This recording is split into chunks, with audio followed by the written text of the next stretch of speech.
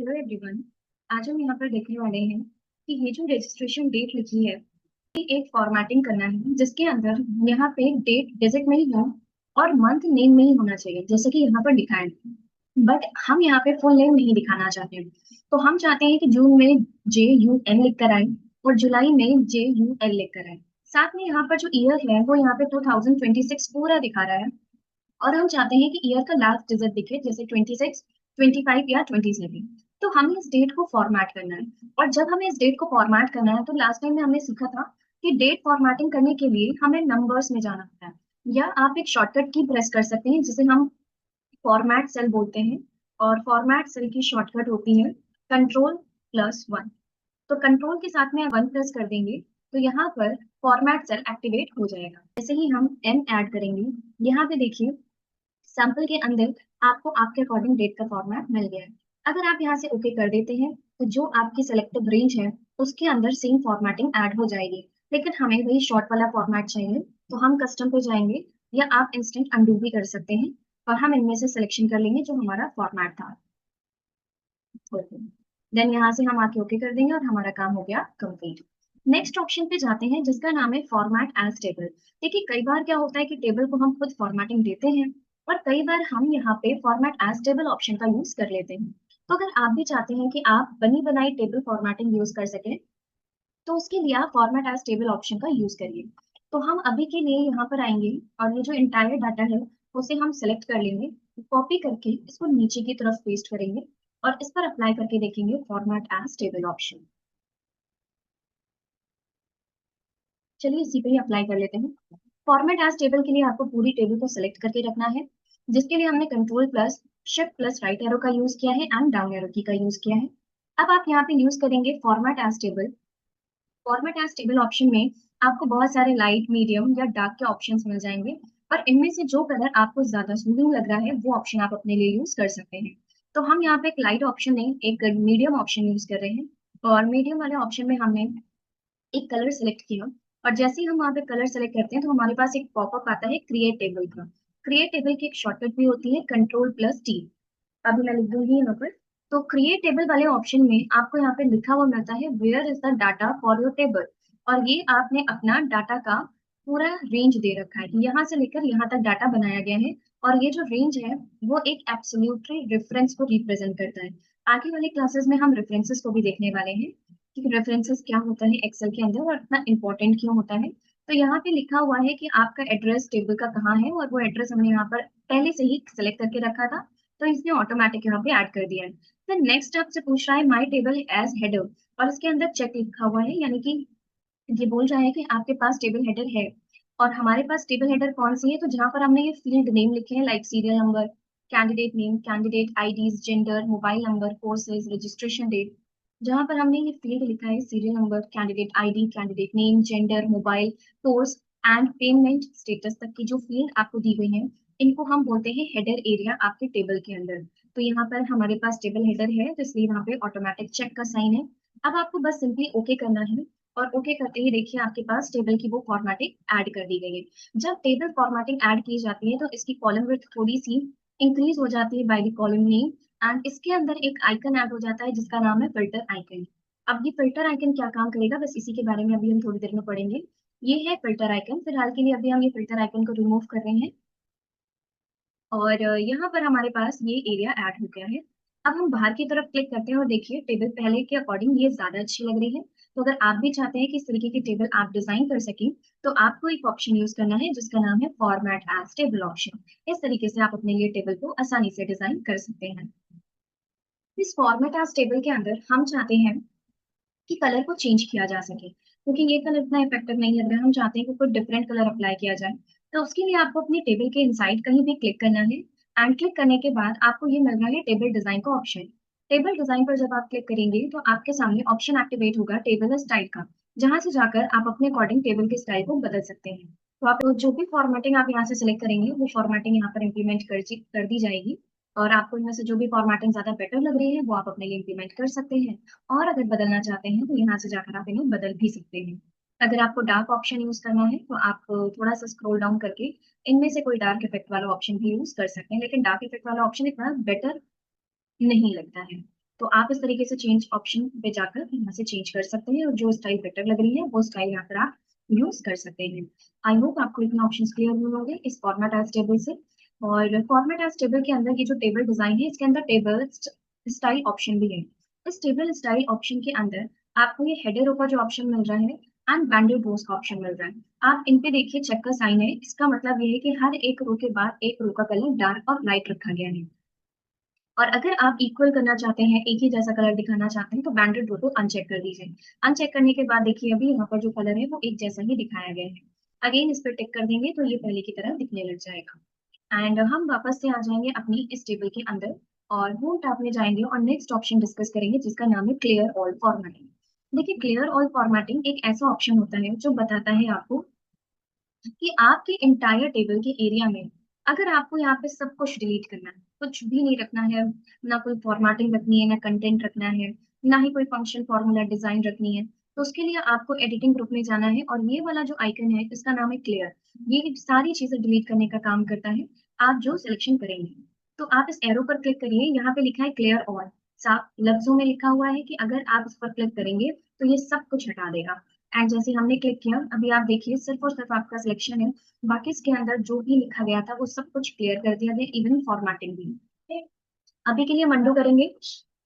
Undo करने के बाद सेकेंड ऑप्शन पे जाएंगे जिसका नाम है क्लियर फॉर्मेट। ये बोल रहा है आपसे कि आप अगर सिर्फ फॉर्मेटिंग क्लियर करना चाहते हैं, कंटेंट नहीं, तो आप यहाँ पे क्लियर फॉर्मेट वाले ऑप्शन पर क्लिक कर दीजिए।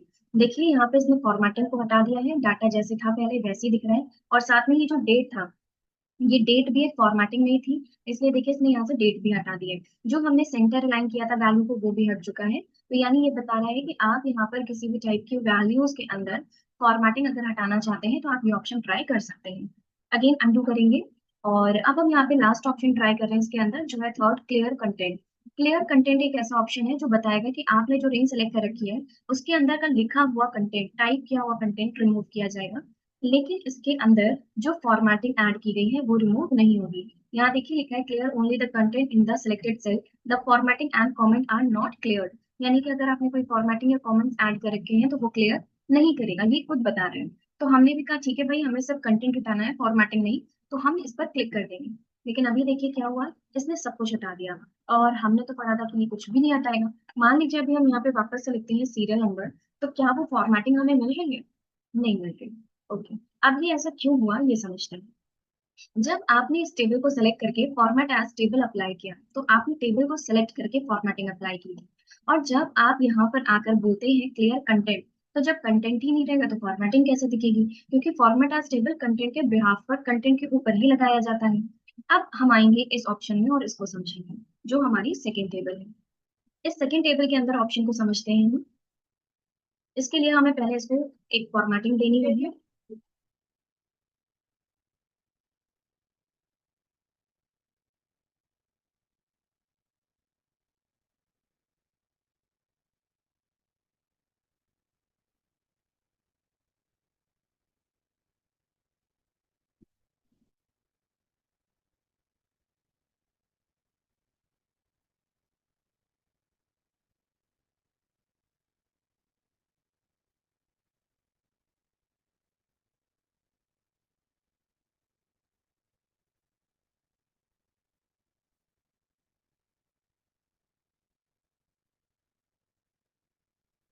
तो हमने इस टेबल के ऊपर एक फॉर्मेटिंग की है और इस फॉर्मेटिंग को करने के बाद हम सेम ऑप्शन इसके ऊपर भी अप्लाई करेंगे जो हमने थर्ड थर्ड वाला ऑप्शन अप्लाई किया है।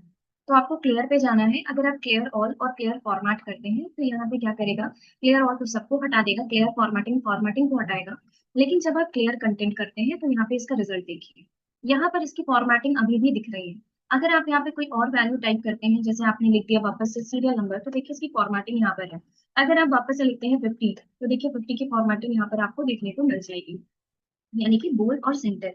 अगर आप इस जगह पर आकर कोई वैल्यू लिखते हैं लाइक 650, तो यहाँ पर देखिए इसकी फॉर्मेटिंग दिख रही है, नहीं ये भी सेंटर लाइन में रखा गया है। तो यानी कि जब हम अपनी मैनुअल टेबल को सेलेक्ट करके क्लियर कंटेंट पे क्लिक करते हैं तो ये यहाँ से सब कंटेंट को हटाता है, फॉर्मेटिंग को नहीं हटाता है। तो ध्यान रखना है कि जब हम फॉर्मेट एज टेबल यूज करते हैं तो क्लियर कंटेंट पे सब कुछ शुरू होता है, लेकिन जब हम यहाँ पे मैनुअल टेबल पे क्लियर कंटेंट करते हैं तो सिर्फ कंटेंट हटाया जाता है, फॉर्मेटिंग हटाई नहीं जाती है। एंड हम नेक्स्ट ऑप्शन यहाँ पे कंप्लीट करने वाले हैं जिसका नाम है शॉर्ट एंड फिल्टर ऑप्शन। अब ये शॉर्ट एंड फिल्टर क्या है, इसे कैसे यूज किया जाता है, इस पे काम करेंगे। तो हम यहाँ पर सभी को सिलेक्ट ऑल करके यहाँ से इसको क्लियर ऑल कर देंगे क्योंकि हमें ऐसा कुछ भी यहाँ पर नहीं चाहिए। एंड हम अपनी टेबल पर जाएंगे और एंटायर टेबल को सिलेक्ट कर लेंगे कंट्रोल ए की हेल्प से। और ये है शॉर्ट एंड फिल्टर। देखिए शॉर्ट एक ऐसा ऑप्शन है जो आपके बने हुए डाटा में किसी भी टाइप की रेंज को असेंडिंग और डिसेंडिंग में शॉर्ट करने का काम करता है। और फिल्टर स्पेसिफिक डाटा रिकॉर्ड दिखाने का काम करता है, जैसे कि यहाँ जो कैंडिडेट रिकॉर्ड बना हुआ है इसमें जो नाम रखा गया है वो अल्फाबेट वाइज अरेंज नहीं है, रेंडमली ऑर्डर्स में रखा गया है। अब इसका फायदा क्या है, तो देखिए जब हम कंप्यूटर के अंदर काम कर रहे होते हैं तो किसी भी नाम को अगर हमें फाइंड आउट करना है तो हम कंट्रोल के साथ ऐप यूज कर लेते हैं और यहाँ पर लिख देते हैं जो भी नाम ढूंढना है। जैसे मान लीजिए अगर हमें नाम ढूंढना है पूजा पटेल, तो हमने यहाँ पे नाम लिख दिया है पूजा पटेल। देन यहाँ से जैसे ही हम फाइंड नेक्स्ट पे क्लिक करेंगे, आप अभी चेक करिए इसने यहाँ पे पूजा पटेल के नाम को हाईलाइट करके दिखा दिया। ठीक है, अगर हम कोई और नाम लिखेंगे तो वो हमें दिखा देगा। लेकिन हम चाहते हैं कि जब हम इस बड़ी शीट को प्रिंट करें, अभी तो बहुत छोटा सा डाटा बना रहे हैं हम, लेकिन जब आप कंपनी में कोई डाटा बना रहे होंगे तो वो यहाँ पे 100 अबव डाटा बनाया जाएगा। तो जब आप उसको प्रिंट करें पेपर पे तो उसको यहाँ पे मैनेज करना इजी हो जाए, क्योंकि हम सारी चीजें अगर नेम वाइज बना के रखेंगे, नेम वाइज स्टोर करके रखेंगे, तो काम हमारा आसान हो जाएगा। सपोज दैट अगर आप यहाँ पे बोलते हैं कि हमें संदीप रॉय का डाटा देखना है, तो संदीप रॉय का डाटा देखने के लिए हम उस लिस्ट में नीचे की तरफ देखना स्टार्ट करेंगे। अगर हमें यहाँ पे आशीष का डाटा देखना है तो हम यहाँ पर लिस्ट में ऊपर की तरफ देखना स्टार्ट करेंगे। अगर हमें काव्या का डाटा देखना है तो अगेन हम ऊपर की तरफ देखेंगे। और प्रिया सिंह का डाटा देखना है तो हम अपनी शीट के अंदर नीचे की तरफ ढूंढना स्टार्ट करेंगे। यानी हमें पता होगा कि अल्फाबेट वाइज सारी चीजें कैसे अरेंज की जाती हैं और उसी के अकॉर्डिंग हमें इनको मैनेज करना है। तो इसके लिए हम यूज करेंगे शॉर्ट ऑप्शन। और फिल्टर हमारे स्पेसिफिक रिकॉर्ड को दिखाने का काम करता है। चलिए यहाँ पर हम देख, देन यहाँ पर हम आएंगे शॉर्ट ऑप्शन पर और यहाँ पे लिखा हुआ है स्मॉलेस्ट टू लार्जेस्ट। अब हमें ये बताना है कि हमें किस वैल्यू के अकॉर्डिंग इस पूरे डाटा को शॉर्ट करना है, क्योंकि यहाँ पर जो आशीष गुप्ता है उसका भी जो कोर्स है वो एक्सेल ट्रेनिंग है। एंड यहाँ पे जो काव्य जैन है वो जीएसटी कोर्स के अंदर एंट्रॉन है। तो हम चाहते हैं कि अगर इनका नाम ऊपर की तरफ आए तो इनका डाटा भी ऊपर की तरफ आना चाहिए। तो उसके लिए हम यहाँ पर सिलेक्शन करके रखेंगे नेम ऑफ कैंडिडेट रिकॉर्ड को और उसके बाद हम यूज करेंगे शॉर्ट ऑप्शन। और जब हम नेम को सिलेक्ट करके शॉर्ट करने जाएंगे तो देखिए इसने हमें दिया है A to Z। तो यहाँ पर हमें A to Z लिखा हुआ मिल रहा है, हम इसी ऑप्शन पे क्लिक करेंगे क्योंकि हमें असेंडिंग ऑर्डर्स में बनाना है। और अभी देखिए यहाँ पे सारा डाटा जो है वो शॉर्ट हो चुका है। क्लियर है, यहाँ पर इसने इस डाटा को शॉर्ट तो कर दिया है, लेकिन जो ये डाटा है हमारा वो फॉर्मेट एज टेबल के थ्रू डिजाइन किया हुआ डाटा, और इसके अंदर बड़ी आसानी से ये शॉर्ट भी कर देगा और फिल्टर तो हो भी जाता है आसानी से। लेकिन शॉर्ट में थोड़ी बहुत प्रॉब्लम आती है जब हम अपने मैनुअल डाटा पे काम कर रहे होते हैं और मैनुअल फॉर्मेटेड डाटा पे काम कर रहे होते हैं, क्योंकि ये जो फॉर्मेटिंग हमने ली है वो फॉर्मेट एज टेबल से ली, इसके अंदर अभी आपको कोई प्रॉब्लम नहीं फेस करनी पड़ी। आपने बस सिलेक्शन किया, असेंडिंग ऑर्डर्स पे गए और ओके कर दिया और आपका डाटा इजिली शॉर्ट हो गया। इवन डाटा जो है वो इंटायर शॉर्ट हुआ है, यानी कि अगर आरव और आशीष शर्मा का नाम ऊपर दिख रहा है तो उनका कोर्स भी ऊपर दिख रहा है। काव्या जैन का नाम ऊपर है तो उनका कोर्स भी ऊपर की तरफ आ गया है और पूरा डाटा शॉर्ट किया गया है। लेकिन अब हम आपको एक बार लेकर चलते हैं, हम साथ में सीरियल नंबर को भी शॉर्ट कर देते हैं, फिर हम आपको आपके मैनुअल डाटा के अकॉर्डिंग बताते हैं। तो इसको सिलेक्ट करके हम वापस से शॉर्ट एंड फिल्टर में जाएंगे, स्मॉलेस्ट टू लार्जेस्ट कर देंगे। अभी आप जरा चेक करो, कुछ प्रॉब्लम फेस करनी पड़ रही है ना। अब ये काम कैसे किया जाएगा, क्योंकि अगर हम सीरियल नंबर को शॉर्ट कर रहे हैं तो अगेन वही प्रॉब्लम आ रही है, और अगर हम डाटा नेम के अकॉर्डिंग शॉर्ट कर रहे हैं तो ये काम हो जा रहा है। तो इसको हमें कैसे यहाँ पर अरेंज करना है ये हम देखेंगे। हालांकि अगर आप फॉर्मेट एज टेबल पर काम कर रहे हो और आपने शॉर्ट पहले से कर रखा और इस तरीके की प्रॉब्लम आपको फेस करनी पड़ रही है तो बहुत ज्यादा आपको डिफिकल्टीज नहीं होंगी। आप 1 और 2 लिखिए और 1 2 दोनों को ही साथ में सेलेक्ट कर लीजिए। एंड यहाँ पर आकर आप ड्रैग करने की बजाय डबल क्लिक कर दीजिए तो आपका आंसर आ जाएगा, और C001 से ही आप डबल क्लिक कर दीजिए तो इसका आंसर आ जाएगा, यानी हमें प्रॉब्लम नहीं फेस करनी पड़ी। और अभी हम आते हैं इस शीट पर जो रजिस्ट्रेशन शीट है, और इस डाटा को हम सेलेक्ट कर लेते हैं। हमें रजिस्ट्रेशन रिकॉर्ड वाला एरिया नहीं चाहिए, हमें सिर्फ इतना एरिया चाहिए, क्योंकि जब आप मर्ज सेल के साथ में, चलिए इसको भी ले लेते हैं, मर्ज सेल के साथ में अगर आप शॉर्ट करने का ऑप्शन यूज करते हैं तो ये आपको प्रॉब्लम फेस करनी पड़ सकती है। तो हम आ जाएंगे एक नई शीट पर ही आ जाते हैं। और यहाँ पर हम यूज करेंगे पेस्ट स्पेशल कॉलम विड्थ। पहले हम विड्थ को पेस्ट कराएंगे, देन हम डाटा को पेस्ट करेंगे। अब हमने यहाँ पर बोला कि ये जो कैंडिडेट नेम रिकॉर्ड है, इस रेंज में जो भी नाम लिखे गए हैं उसे तो असेंडिंग ऑर्डर में किया जाए, लेकिन उनके अकॉर्डिंग उनका एंटायर डाटा असेंडिंग ऑर्डर्स में आना चाहिए। आरव, आशीष, यहाँ पे मैं आशीष भी लिख देती हूँ, नेहा गुप्ता की जगह आशीष। एंड यहाँ पे जो आरव, आशीष और काव्या जैन है, इन तीनों का नाम हमें ऊपर दिखेगा विथ फोर्स। और अभी देखिए यहाँ पर जो आरव है वो पेड है, और यहाँ पे जो आशीष गुप्ता है वो पेंडिंग है, सेम एज काव्या भी पेड है। अब यहाँ पर हम आएंगे और यूज करेंगे शॉर्ट एंड फिल्टर। इसके अंदर हमें यूज करना है शॉर्ट ए टू जी, और ध्यान रखिएगा जैसे ही हम इस पर क्लिक करेंगे आपके पास एक वार्निंग मैसेज आएगा। इस मैसेज के अंदर लिखा है what do you want to do, expand the selection and continue with the current selection. Expand the selection का मतलब ये होता है कि आप अपने इंटायर टेबल को सिलेक्ट करके शॉर्ट करना चाहते हैं, या आपने जो कॉलम सिलेक्ट कर रखा है उसके अकॉर्डिंग शॉर्ट करना चाहते हैं। और जनरली जो स्टूडेंट्स होते हैं वो continue with the current selection option को सिलेक्ट करके शॉर्ट बटन पे क्लिक कर देते हैं। और जैसे ही शॉर्ट बटन पे क्लिक करते हैं तो देखिए सिर्फ और सिर्फ आपका नाम शॉर्ट हुआ है, यहाँ पूरा डाटा एज इट इज है ना, लेकिन नाम शॉर्ट कर दिया गया है असेंडिंग ऑर्डर्स में। अगर आपको इस तरीके से काम करना है और आगे का डाटा नहीं बना हुआ है तब तो आपका ये ऑप्शन ठीक है, लेकिन अगर आप पूरा डाटा बनाने के बाद शॉर्ट करने का सोचते हैं तो फिर ये गलत हो जाएगा। इसके लिए अभी हम अंडू करेंगे और वापस से जाएंगे शॉर्ट एंड फिल्टर में, असेंडिंग ऑर्डर्स को यूज करेंगे और एक्सपेंड द सिलेक्शन वाले बटन पर क्लिक करके शॉर्ट कर। और जैसे ही हमने शॉर्ट बटन पर क्लिक करके ओके किया, यहाँ आपके पास अगेन एक वार्निंग मैसेज आया। ये लिखकर दिखा रहे हैं आपको, to do this all the merge cell need to be the same size. ये बता रहा है कि जो भी आपके मर्ज सेल है, मर्ज सेल ध्यान रखिएगा, इसीलिए हमने इसको भी कॉपी किया था। जो मर्ज सेल है, इस मर्ज सेल को भी आप पहले सेम साइज में करिए, तब जाकर यहाँ पर आप उसे शॉर्ट कर पाओगे। अब इसके दो तरीके हैं कि पहले आप इसको सिलेक्ट करो और अनमर्ज कर दो, फिर वापस से जाके मर्ज कर दीजिएगा। चलिए, कैंडिडेट नेम रिकॉर्ड को हम यहाँ पे सिलेक्ट कर लेते हैं,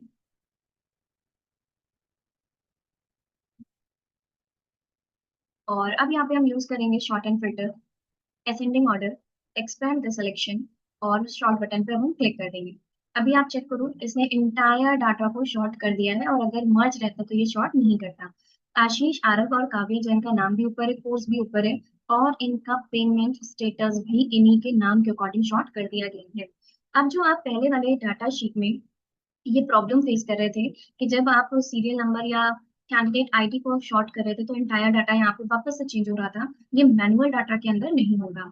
चलिए वापस से जाइए, शॉर्ट पर स्मॉलेस्ट टू लार्जेस्ट पर क्लिक कर दीजिए, और अभी देखिए आपका डाटा अपने एरिया पर है और सीरियल नंबर कैंडिडेट रिकॉर्ड ये सेट कर दिया गया है। और वापस से जो आपने रिकॉर्ड यहाँ पर बना रखा है उसे आप यहाँ पे मर्ज एंड सेंटर कर सकते हैं। तो हम यहाँ पे जाकर मर्ज एंड सेंटर कर देंगे। आई होप आपको ये ऑप्शंस क्लियर हो गए होंगे।